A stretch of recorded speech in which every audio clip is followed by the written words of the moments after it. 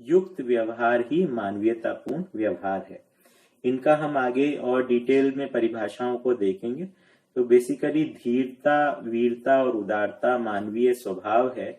दया, कृपा और करुणा अति मानवीय स्वभाव है, जो कि अति मानवीय मतलब जो मानव को मानव बनने की योग्य शिक्षा दे सके, उसको अति मानवीय कहते हैं, है ना। और जो मानवीय व्यवहार है उसको धीरता, वीरता, उदारता, इनकी परिभाषाएं हम आगे देखेंगे। न्याय, धर्म और सत्य की दृष्टि और वित्तेषणा, पुत्रेषणा और लोकेशनात्मक प्रवृत्ति से युक्त व्यवहार। वित्तेषणा जो है वो समृद्धि की कामना है ना, धन बल कामना। पुत्रेषणा मतलब जन बल कामना है ना, और लोकेशना मतलब यश बल कामना। तो ये जो है ये मानवीय कामनाएं हैं और इनके आधार पर ही सामाजिकता होती है। तो इनका अभी जो है भ्रमित स्थिति में वित्तेषणा जो है वो संग्रह के रूप में धन को इकट्ठा करने के रूप में है, और पुत्रेषणा जो है वो यौन दुराचार के रूप में है, ना कि परिवार में किस प्रकार से एक गठन हो जो कि व्यवस्था के अर्थ में हो, उस रूप में पुत्रेषणा नहीं है। जबकि मानवीय रूप में पुत्रेषणा एक सार्थक स्वरूप में समझ में आती है।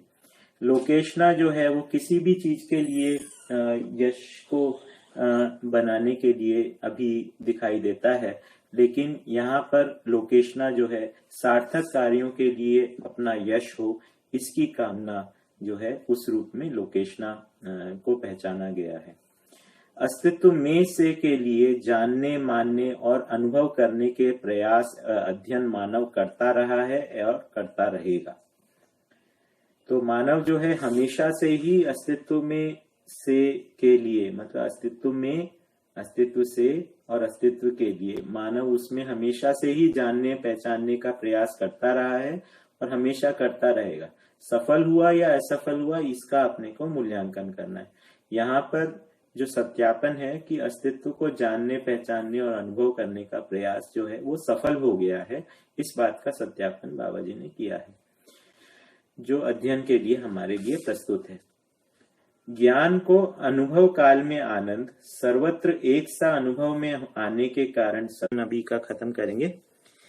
तो ज्ञान को अनुभव काल में आनंद, सर्वत्र एक सा अनुभव में आने के कारण सत्य, ज्ञान में समस्त क्रियाएं संरक्षित और नियंत्रित होने के कारण लोकेश, सर्वत्र एक सा विद्यमान होने के कारण व्यापक, चैतन्य के साथ चेतना, आत्मा से सूक्ष्मतम होने के कारण परमात्मा, प्रत्येक वस्तु सत्ता में संपृक्त सक्रिय होने के कारण से इसे निरपेक्ष ऊर्जा तथा अपरिणामिता के कारण पूर्ण संज्ञा है। सहअस्तित्व में अनुभव ही ज्ञान का उद्घाटन है। सहअस्तित्व में अनुभव में से के लिए अध्ययन है। ज्ञान ही विवेक एवं विज्ञान रूप में प्रमाण है। यही ज्ञानावस्था में मानव सहज मौलिकता है।